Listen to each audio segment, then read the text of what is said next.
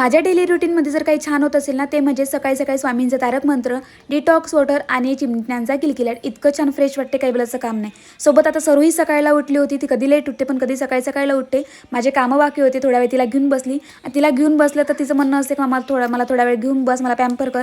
आता तारक मंत्र चालू होतं म्हणून तिचं म्हणणं होतं की मम्मा तू चुप बस, मला येते.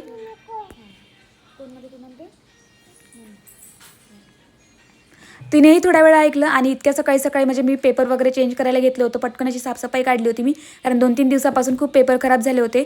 आता इतक्या लवकर करण्याचं कारण म्हणजे टिफिन तर माझे सकाळी झाले होते, थोडा वेळ होता म्हणून म्हटलं चला करून टाकते. कारण माझ्या डेली रुटीनमध्ये मी आता स्वामींचं सारामृत चालू केलेलं आहे. त्यामुळे मला तरी असं वाटते त्यांची वेळ म्हणजे एक निश्चित असते, काही ह्या वेळपर्यंत करावंच लागते रोज. तर पटकन म्हणजे असं करून वगैरे घेते. आता जास्त काही होत नाही माझ्याच्याने, स्वामी सेवा होते तितकी, म्हणजे तारक मंत्राचा जप, एक माळ आणि स्वामींचं सारामृत.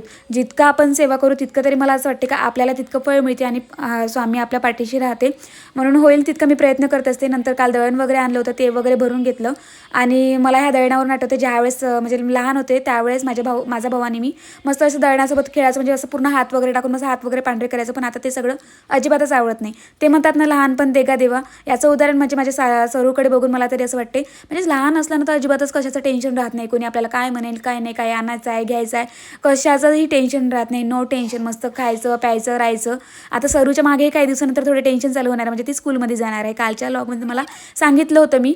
आता आमच्या इथला छोटा डॉन इतका म्हणजे बदमाश आहे, बोलायचं काम नाही. दादाला सुद्धा मारायला भेट नाही. नंतर दुपारच्या टाईमला थोडं काही भाज्या वगैरे कुडायच्या होत्या, ते वगैरे करून घेतल्या. आणि सरू मस्त बाहेरच जेवण करायला बसते, कारण थोडी जास्त स्पेस आहे. चला मग भेटेन तुला मध्ये. बाय.